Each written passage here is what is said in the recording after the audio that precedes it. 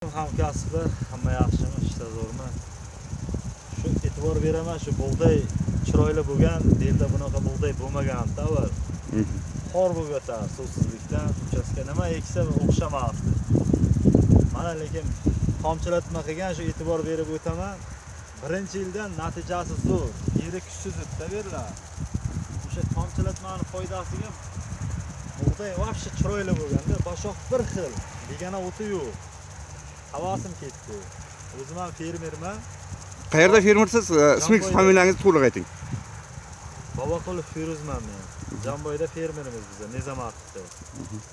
Bug'doy zo'r aka, xudo xolasa 100 sentner bersam yaxshi. Har xil urug'i bor ekan, qisig'ib kelgandim. Bug'doylari havo qilsa bo'ladi. O'zbekistonda ham shunday bug'doylar yetishtirsa bo'lar ekan-ku deb xursand bo'lib, nima qilib ketyapman bu. Bug'doy sorti zo'r, chiroyli bo'lganman. Tozdami, degana o't yo'q. Shu havasim ketdi, xudo xolasa ekamiz bundan. Bagrat sorti ekan.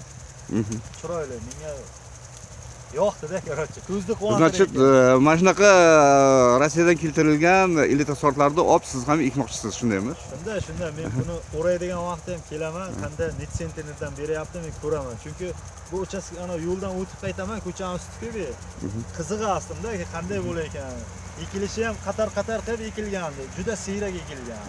Lekin bug'doy tip soni qalin-da.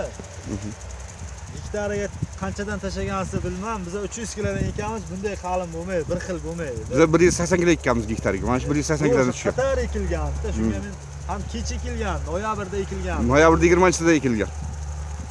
Zo'r bug'doy, avji zo'r, mashoq zo'r. Zo'r. Xudo xolasa qanday vaqtda ham kelamiz shida. Mana shu yerga Bagrat sorti ekilgan 20-noyabrda ekilgan edi, 180